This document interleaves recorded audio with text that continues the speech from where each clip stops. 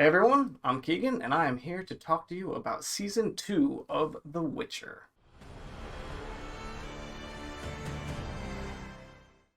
So, right off the bat, I wanted to say spoilers.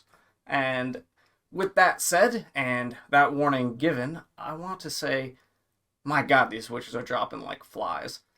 I don't know a ton about the lore, and maybe that's to my own detriment, because I have a lot of questions for what is happening and where things are going. And I don't even know if this is accurate to the books, or the video games, or any other adaptations of The Witcher, but I definitely have a lot of questions coming out of Season 2.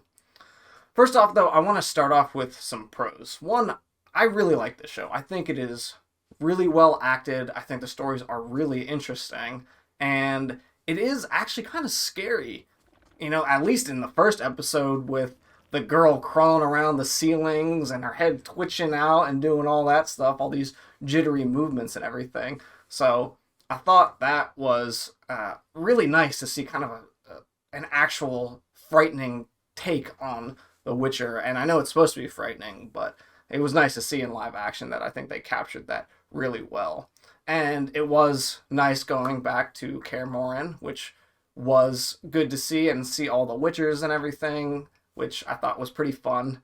And seeing Ciri training on the Witcher grounds, and she was constantly trying to prove herself, get better, and showed the other Witchers that she was there to stay. And they really definitely teased us with turning her into a Witcher the whole season. So I really hope that they get to that relatively soon, because I think that'll be an interesting element to add to the lore. This season was hella gory. I mean, there were so many heads cut off through this thing, and blood flying everywhere, and body parts missing, and it was very intense, and I really appreciate that because I like watching the grittiness and the extreme force that these characters are wielding, and it feels like it just has so much weight to all their actions.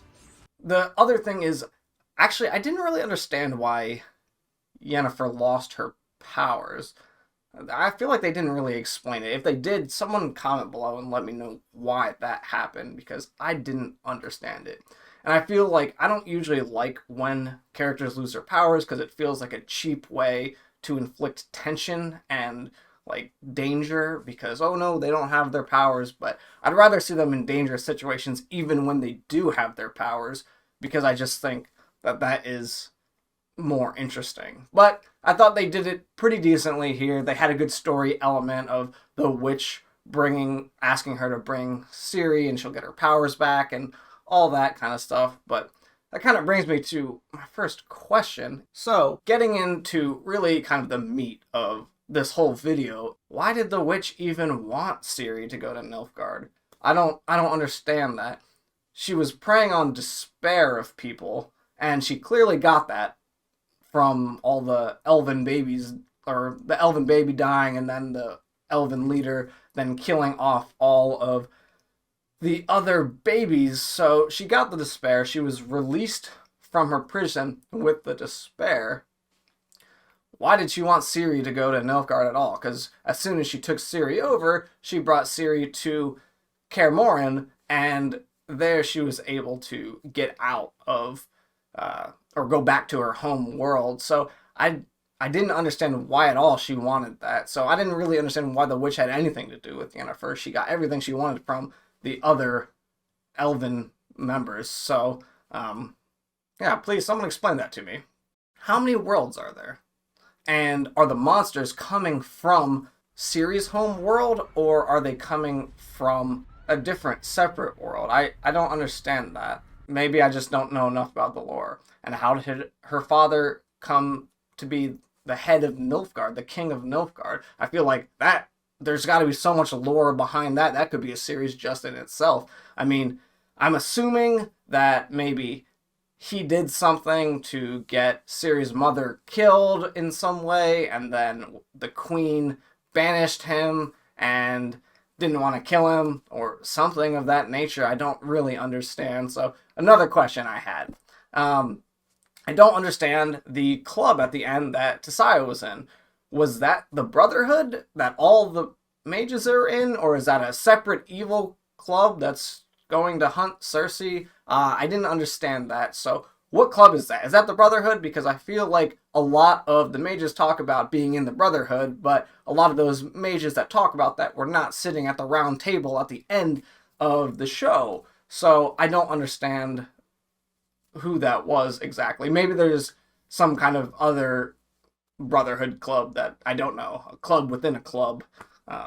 So I don't know about that one either. Who was the girl with her face burned off, or more importantly, who was her master? Because they like panned to the back of his head and then just kept going.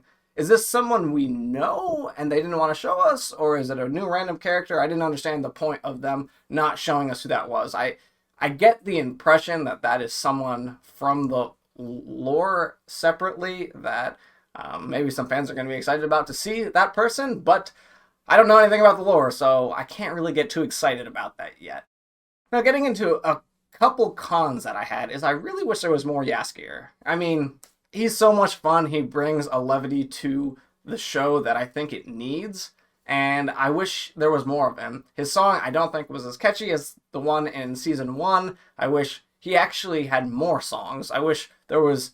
He kind of only had one song. I wish there was like 2 or 3 songs throughout the season that he would sing and show what Geralt was doing or his troubles. So he had that one where he felt sad because Geralt left him, but other than that, he didn't sing about anything else happening in the world. And another thing was I really hated Roach dying. I was really sad to see that, and that's about all I have to say about that. I like that horse. But other than that, I really love this show, and I've heard some fans can be kind of divisive on this, so comment below. I'd really like to understand why people are so divided on this particular season. So until then, this is Keegan signing off. I will talk to you guys later.